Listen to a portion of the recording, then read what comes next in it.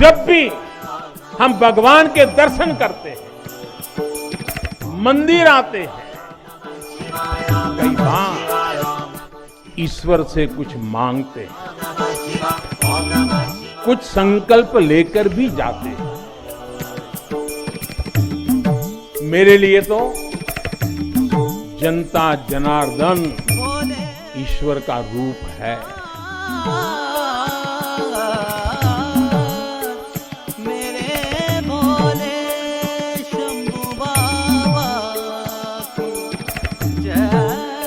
महादेव की कृपा से हर भारतवासी के प्रयास से हम आत्मनिर्भर भारत का सपना सच होता देखेंगे।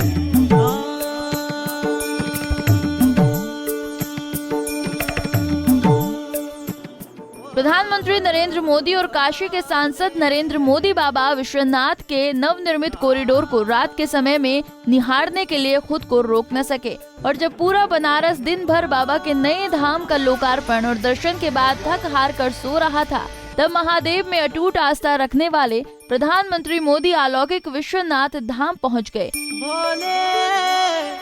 और नए नवेले बने कॉरिडोर को रात के समय चमकते दमकते झालरों और दियों के बीच निहारा। इस देश की मिट्टी बाकी दुनिया से कुछ अलग है। दिन भर तो पूजा पाठ और लोकार्पण में निकल गया और प्रधानमंत्री ने अपने ड्रीम प्रोजेक्ट को करीब से देख भी नहीं पाए थे। यही कारण था कि रात में लगभग 1 बजे वो अपने कर्मयोगी मुख्यमंत्री योगी आदित्यनाथ को लेकर बाबा के दरबार पहुंच गए और तसल्ली करते हुए नवनिर्मित काशी विश्वनाथ धाम को निहारा। बाबा विश्वनाथ मंदिर की आभा बढ़ाने के लिए पंजाब से महाराजा रणजीत सिंह ने 23 मण सोना मुख्यमंत्री योगी भी इस दौरान प्रधानमंत्री मोदी को हर चीज की जानकारी बारीकी से देते रहे। लगभग 20 मिनट बाबा के दरबार में बिताने के बाद प्रधानमंत्री मोदी ने श्री काशी विश्वनाथ धाम के निर्माण और मंदिर के इतिहास पर एक लघु फिल्म भी देखी। लगभग 20 मिनट की काशी धाम के दर्शन के बाद प्रधानमंत्री मोदी और सीएम योगी कॉरिडोर से बाहर निकले और बनारस शहर में रात्रि भ्रमण के लिए निकल गए।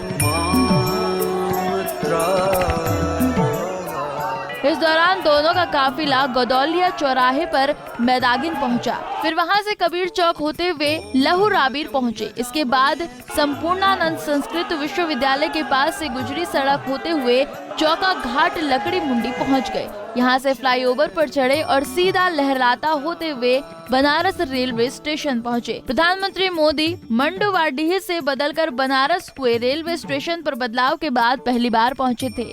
यहाँ उन्होंने स्टेशन के बाहर लगे रेल इंजन को निहारा, फिर स्टेशन के प्लेटफॉर्म नंबर 8 पर पहुंच गए। वहां टहलते हुए वीआईपी लाउंज के अंदर गए। कुछ देर बनारस रेलवे स्टेशन पर बिताने के बाद प्रधानमंत्री बनारस रेल कारखाना स्थित गेस्ट हाउस में रात्रि विश्राम के लिए चले गए। Bureau report, Punjab Kesari TV. संसार को आश्चर्यचकित और आकर्षित किया। हमारे पुराणों में प्राकृतिक आभा से घिरी काशी के ऐसे ही दिव्य स्वरूप का वर्णन किया गया है। अगर हम ग्रंथों को देखेंगे, शास्त्रों को देखेंगे, इतिहासकारों ने भी वृक्षों, सरोवरों, तालाबों से घिरी काशी के अद्भुत स्वरूप का बखान किया है। लेकिन समय कभी एक जैसा नहीं रहता। आतताइयों ने इस नगरी पर आक्रमण किए, इसे ध्वस्त करने के प्रयास किए। औरंगजेब के अत्याचार, उसके आतंक का इतिहास साक्षी है। जिसने सभ्यता को तलवार के बल पर बदलने की कोशिश की, जिसने संस्कृति को कट्टरता से कुचलने की कोशिश की, लेकिन इस देश की मिट्टी बाकी दुनिया से कुछ अलग है।